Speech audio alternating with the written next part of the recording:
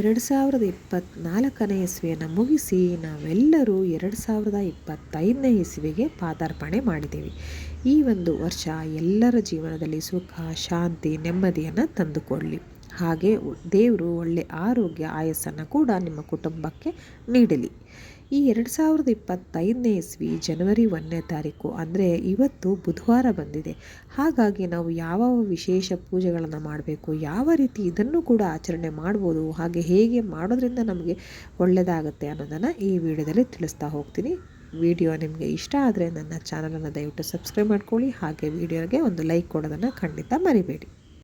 ಇವತ್ತು ಜನವರಿ 1ನೇ ತಾರೀಕು 2025ನೇ ಇಸ್ವಿ ಅಂದರೆ 2025ನೇ ಇಸ್ವಿಯ ಮೊಟ್ಟ ಮೊದಲ ದಿನ. ಇದು ಬುಧವಾರ ಬಂದಿರೋದ್ರಿಂದ ಈ ಒಂದು ದಿನ ಬುಧ ಗ್ರಹಕ್ಕೆ ಒಂದು ಮೀಸಲಾಗಿ ಇಡಬೇಕಾಗತ್ತೆ. ಹಾಗೆ ಬುಧ ಗ್ರಹಕ್ಕೆ ನಾವು ಅಧಿಪತಿಯನ್ನಾಗಿ ಗಣಪತಿಯನ್ನು ಹೇಳ್ತೀವಿ, ಹಾಗೆ ಭಗವಾನ್ ವಿಷ್ಣುವನ್ನು ಕೂಡ ಹೇಳ್ತೀವಿ. ಹಾಗಾಗಿ ಈ ಎರಡು ದೇವರುಗಳ ಆರಾಧನೆ ಮಾಡೋದ್ರಿಂದ ತುಂಬಾ ಒಳ್ಳೆಯದಾಗುತ್ತೆ. ಯಾವ ರೀತಿ ಒಳ್ಳೆಯದಾಗುತ್ತೆ ಅಂತ ಹೇಳಿದ್ರೆ, ನಿಮ್ಮ ಜಾತಕದಲ್ಲಿ ಏನಾದರೂ ಬುಧ ಗ್ರಹ ದೋಷ ಇತ್ತು ಅಂತ ಹೇಳಿದ್ರೆ, ಅಂದರೆ ನಿಮಗೆ ಜಾತಕ ತೋರಿಸಿದಾಗ ಮಾತ್ರ ಗೊತ್ತಾಗುತ್ತೆ ಅಂತೇನಿಲ್ಲ, ಹಾಗೆ ಕೂಡ ಕಂಡುಹಿಡಿಬೋದು ಬುಧ ಗ್ರಹ ನಮ್ಮ ಜಾತಕದಲ್ಲಿ ದೋಷ ಇದೆ ಅಥವಾ ನಮ್ಮ ಜಾತಕದಲ್ಲಿ ಬುಧ ಗ್ರಹನ ಸ್ಥಾನ ವೀಕ್ ಇದೆ ಅಂತ. ಅದು ಹೇಗೆ ಅಂತ ಹೇಳಿದ್ರೆ, ಪದೇ ಪದೇ ನಮ್ಮ ಆರೋಗ್ಯದಲ್ಲಿ ಸಮಸ್ಯೆ ಕಾಣ್ತಾ ಇರುತ್ತೆ. ಅಂದರೆ ನಾವು ಯಾವಾಗಲೂ ಅನಾರೋಗ್ಯಕ್ಕೆ ಈಡಾಗ್ತಾ ಇರ್ತೀವಿ. ಹಾಗೆ ನಮ್ಮ ಚರ್ಮದ ಸಮಸ್ಯೆ ಕೂಡ ಹೆಚ್ಚಾಗ್ತಿರುತ್ತೆ. ಅದು ಯಾವುದೇ ರೀತಿಲಾಗಿರ್ಬೋದು, ಚರ್ಮದ ಸಮಸ್ಯೆ ಬರುತ್ತೆ, ಹಾಗೆ ನರ ಸಮಸ್ಯೆಗಳು ಬರ್ತಾ ಇರುತ್ತೆ. ಹೀಗೆ ಆರೋಗ್ಯದಲ್ಲಿ ಒಂದು ಸಮಸ್ಯೆಗಳು ಶುರುವಾಗ್ತಾ ಇದೆ ಅಂತ ಹೇಳಿದ್ರೆ ಅದು ಮುಖ್ಯವಾಗಿ ಬುಧ ಗ್ರಹನ ದೋಷ ಇರುತ್ತೆ ಜಾತಕದಲ್ಲಿ ಅಂತ ಅರ್ಥ. ಈ ಒಂದು ದೋಷಕ್ಕೆ ಪರಿಹಾರ ಏನು ಅಂತ ಹೇಳಿದ್ರೆ, ಇವತ್ತಿನ ದಿನ ನೀವು ವಿಷ್ಣು ಭಗವಾನ್ ದೇವಸ್ಥಾನಕ್ಕೆ ಹೋಗಬೇಕಾಗತ್ತೆ. ವಿಷ್ಣು ಅಥವಾ ಕೃಷ್ಣ ಇವೆರಡರಲ್ಲಿ ಯಾವುದಾದ್ರು ಒಂದು ದೇವಸ್ಥಾನಕ್ಕೆ ಹೋಗಬೇಕಾಗತ್ತೆ. ಹಾಗೆ ಅಲ್ಲಿ ಹೋಗಿ ಆ ನಂತರ ನೀವು ಹೆಸರು ಕಾಳನ್ನು ದಾನವಾಗಿ ಅಲ್ಲಿ ಬ್ರಾಹ್ಮಣರು ಅಥವಾ ಪುರೋಹಿತರು ಇರ್ತಾರೆ ಅವರಿಗೆ ಕೊಡಬೇಕಾಗತ್ತೆ. ಹೆಸರು ಕಾಳು ಯಾಕೆ ಅಂತ ಹೇಳಿದ್ರೆ, ಒಂದೊಂದು ಗ್ರಹಕ್ಕೆ ಒಂದೊಂದು ಧಾನ್ಯ ಅಂತ ಇರುತ್ತೆ. ಅದೇ ರೀತಿ ಬುಧ ಗ್ರಹಕ್ಕೆ ಧಾನ್ಯ ಬಂದು ಹೆಸರು ಕಾಳು, ಹಸಿರು ಬಣ್ಣದ ಹೆಸರು ಕಾಳು. ಈ ಒಂದು ಹೆಸರು ಕಾಳನ್ನು ನೀವು ಕೊಡಬೇಕಾಗತ್ತೆ. ಅದ್ರ ಜೊತೆಗೆ ನೀವು ತುಳಸಿ ಮಾಲೆಯನ್ನು ಸಹ ಕೊಡಬೇಕಾಗತ್ತೆ ಆ ವಿಷ್ಣು ಭಗವಾನರಿಗೆ ಅರ್ಪಿಸೋದಕ್ಕೆ. ಇವೆರಡನ್ನು ನೀವು ದಾನ ಕೊಡೋದ್ರಿಂದ ಅಥವಾ ಅಲ್ಲಿ ದೇವಸ್ಥಾನಕ್ಕೆ ಹೋಗಿ ನೀವು ಪುರೋಹಿತರಿಗೆ ಅರ್ಪಿಸೋದ್ರಿಂದ ನಿಮ್ಮ ಜಾತಕದಲ್ಲಿ ಇರುವಂತಹ ಬುಧ ಗ್ರಹ ದೋಷ ಅಥವಾ ಬುಧ ಗ್ರಹದಿಂದ ಏನು ತೊಂದರೆ ಆಗ್ತಾ ಇರುತ್ತೆ ಅದು ನಿವಾರಣೆ ಆಗುತ್ತೆ. ಇನ್ನು ಬುಧ ಗ್ರಹಕ್ಕೆ ಅಧಿಪತಿ ನಾ ಹೇಳಿದೆ ಗಣಪತಿ ಕೂಡ ಅಂತ ಹೇಳಿದೆ. ಅದು ಹೇಗೆ ಅಂತ ಹೇಳಿದ್ರೆ, ಆ್ಯಕ್ಚುಲಿ ಅದು ವಿಷ್ಣು ಭಗವಾನ್, ಬಟ್ ಗಣಪತಿ ಕೂಡ ಹೌದು. ಯಾಕೆ ಅಂತ ಹೇಳಿದ್ರೆ, ಬುಧ ಗ್ರಹ ಅಂತ ಅಂದರೆ ಇನ್ನೊಂದು ಬುದ್ಧಿ, ವಿದ್ಯೆ ಅಥವಾ ಜ್ಞಾನ, ಹಾಗೆ ವ್ಯಾಪಾರ, ಇದಕ್ಕೆಲ್ಲದಕ್ಕೂ ಕೂಡ ಗಣಪತಿ ಕಾರಣನಾಗಿರ್ತಾನೆ. ಇದು ಬುಧ ಗ್ರಹಕ್ಕೂ ಕೂಡ ಅದು ಮೀಸಲಾಗಿರುತ್ತೆ. ಹಾಗಾಗಿ ಈ ಒಂದು ಸಮಸ್ಯೆಗಳೇನಾದರೂ ಬಂತು ಅಂತ ಹೇಳಿದರೆ, ಅಂದರೆ ನೀವು ನಿಮ್ಮ ಮಕ್ಕಳ ವಿದ್ಯಾಭ್ಯಾಸದಲ್ಲಿ ತೊಂದರೆ ಕಂಡ್ರೆ, ಅಥವಾ ನೀವೇನಾದರೂ ಕಲಿತಾ ಇದ್ದು ಅದು ತಡೆ ಹಿಡಿತಾ ಇದ್ದರೆ, ಅಥವಾ ಯಾವುದಾದ್ರೂ ಒಂದು ವ್ಯವಹಾರದಲ್ಲಿ ನೀವು ಕೈ ಹಾಕುವಾಗ ಅದಕ್ಕೆ ಅಡೆತಡೆಗಳು ಉಂಟಾಗ್ತಾ ಇತ್ತು ಅಂತ ಹೇಳಿದ್ರೆ, ಆಗ ನೀವು ಗಣಪತಿಯ ದೇವಸ್ಥಾನಕ್ಕೆ ಭೇಟಿ ನೀಡಬೇಕಾಗತ್ತೆ. ಯಾಕಂದರೆ ಈ ಬುದ್ಧಿ, ವಿದ್ಯೆ, ಜ್ಞಾನ, ವ್ಯಾಪಾರ, ವ್ಯವಹಾರ ಏನೇ ಇರಲಿ ಅದಕ್ಕೆಲ್ಲ ಸಂಬಂಧಪಟ್ಟಿದ್ದು ಗಣಪತಿ. ಹಾಗೆ ಇದೆಲ್ಲದಕ್ಕೂ ಕೂಡ ಬುಧವಾರ ಅಥವಾ ಬುಧ ಗ್ರಹ ಕಾರಣ ಆಗುತ್ತೆ. ಅದು ನಾನು ಹೇಳ್ದಂಗೆ ಇವತ್ತಿನ ಮೊದಲನೇ ದಿನ ಬುಧವಾರ ಬಂದಿರೋದ್ರಿಂದ ಬುಧ ಗ್ರಹಕ್ಕೆ ನಾವು ಹೆಚ್ಚಿನ ಆದ್ಯತೆಯನ್ನು ನೀಡಬೇಕಾಗತ್ತೆ. ಹಾಗಾದರೆ ಗಣಪತಿ ದೇವಸ್ಥಾನಕ್ಕೆ ಹೇಗೆ ಹೋಗಬೇಕು, ಏನನ್ನು ತಗೊಂಡು ಹೋಗಬೇಕು, ಏನನ್ನು ಅರ್ಪಿಸೋದ್ರಿಂದ ನಮಗೆ ಆ ಒಂದು ದೋಷಗಳು, ಆ ಒಂದು ಸಮಸ್ಯೆಗಳಿಂದ ನಾವು ಪಾರಾಗ್ಬೋದು ಅಂತ ಹೇಳೋದಾದರೆ, ಗಣಪತಿ ದೇವಸ್ಥಾನಕ್ಕೆ ಇಂದು ಹೋಗುವಾಗ ನೀವು ಹಸಿರು ಬಣ್ಣದ ಬಟ್ಟೆಯನ್ನು ಧರಿಸಿ ಹೋಗಬೇಕಾಗತ್ತೆ. ಹಸಿರು ಬಣ್ಣದ ಬಟ್ಟೆ ಏಕೆ ಅಂತ ಹೇಳಿದ್ರೆ, ಇವತ್ತು ಬುಧ ಗ್ರಹ ಅಂದರೆ ಬುಧವಾರ ಬಂದಿರೋದ್ರಿಂದ, ಹಾಗೆ ಗಣಪತಿ ಒಂದು ಆಶೀರ್ವಾದವು ಕೂಡ ಬೇಕಾಗಿರೋದ್ರಿಂದ ಬುದ್ಧಿ, ವಿದ್ಯೆ ಎಲ್ಲದಕ್ಕೂ ಬುಧ ಗ್ರಹಕ್ಕೆ ಹಸಿರು ಬಣ್ಣದ ಒಂದು ವಿಶೇಷತೆ ಇರುತ್ತೆ. ಬುಧ ಗ್ರಹ ಅಂತ ಹೇಳಿದ್ರೆ ಹಸಿರು ಬಣ್ಣ ಅಂತ ಹೇಳಲಾಗುತ್ತೆ. ಹಾಗಾಗಿ ನಾವು ಹಸಿರು ಬಣ್ಣದ ಬಟ್ಟೆಯನ್ನು ಧರಿಸಿ ಗಣಪತಿ ದೇವಸ್ಥಾನಕ್ಕೆ ಹೋಗಬೇಕಾಗುತ್ತೆ. ಯಾವ ಹಸಿರಾದರೂ ಪರವಾಗಿಲ್ಲ, ಹೆಚ್ಚಿನ ಪಕ್ಷ ತಿಳಿ ಹಸಿರಿಗೆ ನೀವು ಸ್ವಲ್ಪ ಹೆಚ್ಚಿನ ಗಮನವನ್ನು, ಪ್ರಾಧಾನ್ಯತೆಯನ್ನು ಕೊಡಬೇಕಾಗುತ್ತೆ. ನೀವು ಹಸಿರು ಬಣ್ಣದ ಬಟ್ಟೆಯನ್ನು ಧರಿಸಿ ಆ ನಂತರ ಗಣಪತಿ ದೇವಸ್ಥಾನಕ್ಕೆ ಹೋಗಬೇಕಾಗತ್ತೆ. ಅಲ್ಲಿ ಏನು ತೊಗೊಂಡು ಹೋಗಬೇಕಂತ ಹೇಳಿದ್ರೆ, ಅಲ್ಲಿ ನೀವು ಕೆಂಪು ಬಣ್ಣದ ದಾಸವಾಳದ ಹೂಗಳು, ಹಾಗೆ ಗರಿಕೆ ಅಥವಾ ದೂರ್ವೆ ಅಂತ ಏನು ಅಂತೀವಿ ಅದನ್ನು ತೊಗೊಂಡು ಹೋಗೋದನ್ನು ಮರಿಬೇಡಿ.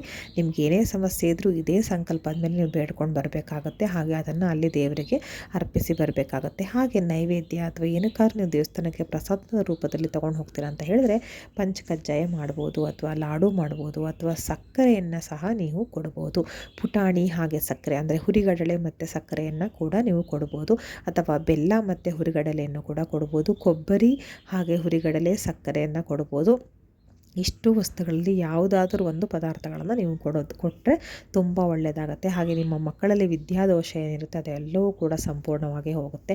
ಹಾಗೆ ಇನ್ನು ನೀವು ಯಾವ ಮಂತ್ರವನ್ನು ಪಠಣೆ ಮಾಡಬೇಕಂತ ಹೇಳಿದ್ರೆ ಏನೂ ಬೇಡ, ಭಾಳ ಸುಲಭವಾದ ಒಂದು ಸಾಲು, ಓಂ ಗಣಪತಿ ನಮಃ.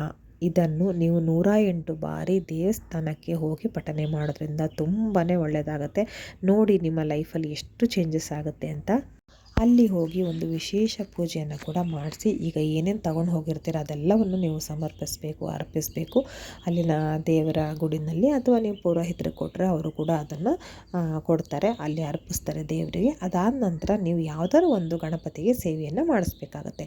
ಯಾವ ಸಂಕಲ್ಪದ ಮೇಲೆ ಅಂತ ಹೇಳಿದ್ರೆ, ನೀವು ವಿದ್ಯೆ ಸಮಸ್ಯೆ ಇದ್ದು ಅದನ್ನು ಕೇಳ್ಕೊಳ್ಳೋಕೆ ಹೋಗ್ತಾ ಇರ್ತೀರೋ, ಅಥವಾ ಏನೋ ಒಂದು ಆರೋಗ್ಯದ ಸಮಸ್ಯೆ ಅಂತ ಕೇಳ್ಕೊಳ್ಳೋಕೆ ಹೋಗ್ತಾ ಇರ್ತೀರೋ, ಅಥವಾ ಯಾವುದಾದ್ರು ವ್ಯವಹಾರಗಳಲ್ಲಿ ಕೈ ಹಾಕಬೇಕು ಅಂತ ಇರ್ತೀರಾ, ಬಂದು ಭಯ ಇರುತ್ತೆ ಏನಾಗುತ್ತೋ ಅಂತ, ಅಥವಾ ವ್ಯಾಪಾರಕ್ಕೆ ಆಲ್ರೆಡಿ ಕೈ ಹಾಕಿರ್ತೀರ, ಅದು ಯಾಕೋ ಒಂದು ಚೆನ್ನಾಗಿ ಮುಂದುವರಿತಾ ಇರೋದಿಲ್ಲ, ಅಥವಾ ಅರ್ಧಕ್ಕೆ ನಿಂತಿರುತ್ತೆ, ಏನೋ ಒಟ್ಟಿನಲ್ಲಿ ವಿಘ್ನಗಳು ಬರ್ತಾ ಇರುತ್ತೆ. ಆ ವಿಘ್ನಗಳನ್ನೆಲ್ಲ ತಡೆದು ಹಾಕೋ ದೇವರೇ ಅಂತ ಬೇಡ್ಕೊಳ್ತಾ ನೀವು ಈ ಒಂದು ಪದಾರ್ಥಗಳು ಅಥವಾ ವಸ್ತುಗಳು ಏನು ತೊಗೊಂಡು ಹೋಗಿರ್ತೀರ ಅದೆಲ್ಲವನ್ನು ನೀವು ಪುರೋಹಿತರಿಗೆ ಕೊಡಿ. ಮುಖ್ಯವಾಗಿ ಹೆಸರು ಕಾಳನ್ನು ತಪ್ಪಿಸ್ಬೇಡಿ. ಹೆಸರು ಕಾಳು ಸಿಗಲಿಲ್ಲ ಅಂತ ಹೆಸರು ಬೇಳೆ ತೊಗೊಂಡು ಹೋಗಬೇಡಿ, ಹೆಸರು ಕಾಳನ್ನೇ ತೊಗೊಂಡು ಹೋಗಬೇಕಾಗುತ್ತೆ.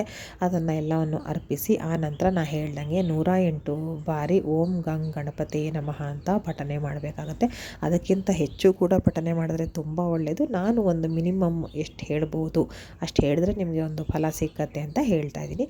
ಅದಾದ ನಂತರ ಯಾವುದಾದ್ರು ಒಂದು ಗಣಪತಿಗೆ ಸೇವೆ ಮಾಡಿಸ್ಬೇಕಾಗತ್ತೆ. ಅಲ್ಲಿ ಯಾವ ಒಂದು ಗಣಪತಿ ಇರುತ್ತೆ ನೋಡ್ಕೊಳ್ಳಿ. ಕೆಲವೊಂದು ಕಾರ್ಯಸಿದ್ಧಿ ಗಣಪತಿ ಇರುತ್ತೆ, ಕೆಲವೊಂದು ಪಂಚಮುಖಿ ಗಣಪತಿ ಇರುತ್ತೆ, ಹೀಗೆ ಪ್ರಸನ್ನ ಗಣಪತಿ ಇರುತ್ತೆ, ಹೀಗೆ ಬೇರೆ ಬೇರೆ ಒಂದೊಂದು ದೇವಸ್ಥಾನದಲ್ಲಿ ಒಂದೊಂದು ಇರುತ್ತೆ. ನೀವು ಅಲ್ಲಿ ಹೋದಾಗ ಆ ಒಂದು ಗಣಪತಿಗೆ ಅಲ್ಲಿ ಯಾವ ಸೇವೆ ಒಂದು ವಿಶೇಷವಾಗಿರುತ್ತೆ, ಅಥವಾ ನಿಮಗೆ ಯಾವ ಸೇವೆ ಮಾಡಿಸೋದಕ್ಕೆ ಅನುಕೂಲ ಆಗುತ್ತೆ, ಒಂದು ಅಷ್ಟೋತ್ತರ ಇರ್ಬೋದು, ಕುಂಕುಮಾರ್ಚನೆ ಇರ್ಬೋದು, ಯಾವುದಾದ್ರು ಒಂದು ಅಷ್ಟೋತ್ತರ ಕುಂಕುಮಾರ್ಚನೆ ಇರ್ಬೋದು, ಯಾವುದೇ ಒಂದು ಪ್ರಸಾದ ವಿತರಣೆ ಇರ್ಬೋದು, ಯಾವುದು ನಿಮಗೆ ಅನುಕೂಲ ಆಗುತ್ತೋ ಒಂದು ಗಣಪತಿ ಸೇವೆಗೆ ಅದನ್ನು ನೀವು ಮಾಡಿ ಬಂದರೆ ತುಂಬ ಒಳ್ಳೆಯದು. ಇನ್ನೊಂದು ಮುಖ್ಯವಾದ ವಿಷಯ ಹೇಳಬೇಕಂತ ಹೇಳಿದ್ರೆ, ಇಂದಿನ ದಿನ ಸಾಮಾನ್ಯವಾಗಿ ಎಲ್ಲ ದೇವಸ್ಥಾನಗಳಲ್ಲೂ ಗಣಪತಿ ಇದ್ದೇ ಇರುತ್ತೆ. ಅದು ನಿಮ್ಗೆ ಗೊತ್ತಿದೆ, ಗಣಪತಿಗೆ ಯಾಕೆ ನಾವು ಅಷ್ಟೊಂದು ಪ್ರಾಮುಖ್ಯತೆ ಕೊಡಬೇಕಂತ ಗೊತ್ತಿದೆ. ಪ್ರತಿಯೊಂದು ದೇವಸ್ಥಾನದಲ್ಲೂ ಗಣಪತಿ ಇದ್ದೇ ಇರುತ್ತೆ. ಆದರೆ ಇವತ್ತು ನೀವು ವಿಶೇಷವಾಗಿ ಮುಖ್ಯವಾಗಿ ಮೇನ್ ಗಣಪತಿ ದೇವಸ್ಥಾನ ಅಂತಲೇ ಇರುತ್ತೆ ಅಲ್ವಾ. ಅಂದರೆ ಮುಖ್ಯ ದೇವರು ಏನಿರುತ್ತೆ ದೇವಸ್ಥಾನದಲ್ಲಿ ಅದು ಗಣಪತಿನೇ ಆಗಿರುತ್ತೆ. ಆ ದೇವಸ್ಥಾನಕ್ಕೆ ಭೇಟಿ ಕೊಡೋದ್ರಿಂದ ತುಂಬಾ ಒಳ್ಳೆಯದಾಗುತ್ತೆ. ಅದೇ ಇವತ್ತಿನ ದಿನಕ್ಕೆ ಬಹಳ ಮುಖ್ಯ. ಹಾಗೆ ನಾನು ಹೇಳಿದ ಹಾಗೆ ಮುಖ್ಯವಾಗಿ ಗಣಪತಿ ಇರುವಂತಹ ದೇವಸ್ಥಾನಕ್ಕೆ ಹೋಗಿ ಅಲ್ಲಿ ಈ ಒಂದು ಸೇವೆಗಳನ್ನು ಮಾಡಿ, ಅಷ್ಟು ಪದಾರ್ಥಗಳನ್ನು ಅರ್ಪಿಸಿ ಅಲ್ಲಿ ಕೂತು ಮಂತ್ರ ಪಠನೆಯನ್ನು ಮಾಡಿ ಮನೆಗೆ ಬನ್ನಿ. ತುಂಬ ಅಂದರೆ ತುಂಬ ಒಳ್ಳೆಯದಾಗುತ್ತೆ. ಇನ್ನು ದೇವಸ್ಥಾನಕ್ಕೆ ಹೋಗೋಕ್ಕೆ ಆಗದೆ ಇರೋರು ಏನಪ್ಪ ಅಂತ ಹೇಳಿದ್ರೆ, ಮನೆಯಲ್ಲೇ ಹಸಿರು ಬಟ್ಟೆಯನ್ನು ಧರಿಸಿ ಈ ರೀತಿ ದೇವರಿಗೆ ಏನಾದರೂ ಒಂದು ನೈವೇದ್ಯವನ್ನು ಮಾಡಿಟ್ಟು ಬುಧ ಗ್ರಹವನ್ನು ನೆನಪು ಮಾಡ್ಕೊಳ್ತಾ ಸ್ಮರಣೆ ಮಾಡ್ತಾ ಗಣಪತಿಯ ಮಂತ್ರವನ್ನು ಪಠನೆ ಮಾಡಿ, ಅದೂ ಕೂಡ ಒಳ್ಳೆಯದೇ, ಏನೂ ಸಮಸ್ಯೆ ಇಲ್ಲ. ಹಸಿರು ಬಣ್ಣದ ಬಟ್ಟೆಯನ್ನು ಧರಿಸಿ. ನಿಮಗೆ ಅಕಸ್ಮಾತ್ ಆಗಿಲ್ಲ ಅಂತ ಹೇಳಿದ್ರೆ ಒಂದು ಹಸಿರು ಬಣ್ಣದ ಒಂದು ಕರ್ಚೀಫು, ಅಥವಾ ಯಾವುದೋ ಒಂದು ಹೆಣ್ಣು ಮಕ್ಕಳಾದರೆ ಹಸಿರು ಬಣ್ಣದ ವೇಲು, ಏನೋ ಒಂದು ಒಟ್ಟಿನಲ್ಲಿ ಹಸಿರು ಬಣ್ಣದ ನಿಮ್ಮ ಜೊತೆಯಲ್ಲಿ ಇಟ್ಕೊಂಡು ಈ ಒಂದು ಕೆಲಸವನ್ನು ಮಾಡಿ. ತುಂಬ ಅಂದರೆ ತುಂಬ ಒಳ್ಳೆಯದಾಗುತ್ತೆ. ಹಸಿರು ಬಣ್ಣದ ಧಾನ್ಯ ಅಂದರೆ ಹೆಸರು ಕಾಳು, ಈ ಒಂದು ಹಸಿರು ಬಟ್ಟೆ, ಹಾಗೆ ಗಣಪತಿ ನೀವು ಆರಾಧನೆ ಮಾಡುವುದು, ಭಗವಾನ್ ವಿಷ್ಣು ಆರಾಧನೆ ಮಾಡೋದು ಇಂದಿನ ದಿನ, ಇವೆಲ್ಲವೂ ನಿಮ್ಮ ಜಾತಕದಲ್ಲಿರುವಂತಹ ಬುಧ ಗ್ರಹ ದೋಷವನ್ನು ತೊಡೆದು ಹಾಕತ್ತೆ. ಹಾಗೆ ಏನು ವಿದ್ಯಾಕಾರಕ ಗಣಪತಿ ಅಂತ ಹೇಳ್ತೀವಿ, ಬುದ್ಧಿ, ಜ್ಞಾನ, ಒಂದು ಏನು ನಿಮಗೆ ಪಡ್ಕೋಬೇಕಾಗಿರುತ್ತೆ ನೀವು ಒಂದು ಜ್ಞಾನಶಕ್ತಿಯನ್ನು, ಅದೆಲ್ಲದರಲ್ಲೂ ವಿಘ್ನಗಳಿದ್ರೆ ಎಲ್ಲವನ್ನು ತೊಡೆದು ಹಾಕಿ ನಿಮಗೆ ಹಾಗೆ ನಿಮ್ಮ ಮಕ್ಕಳಿಗೆ ವಿಶೇಷವಾಗಿ ವಿದ್ಯಾಭ್ಯಾಸದಲ್ಲಿ ಅನುಕೂಲ ಮಾಡಿಕೊಡುತ್ತೆ. ಈ ಒಂದು ಇಷ್ಟು ಕೆಲಸ ನಾನೇನು ಹೇಳಿದೆ ಅದನ್ನು ಇವತ್ತು ಮಾಡಿ. ಎಲ್ರಿಗೂ ಒಳ್ಳೆಯದಾಗಲಿ. ಮತ್ತು ಮುಂದಿನ ವಿಡಿಯೋದಲ್ಲಿ ಸಿಗ್ತೀನಿ. ಎಲ್ರಿಗೂ ಧನ್ಯವಾದಗಳು.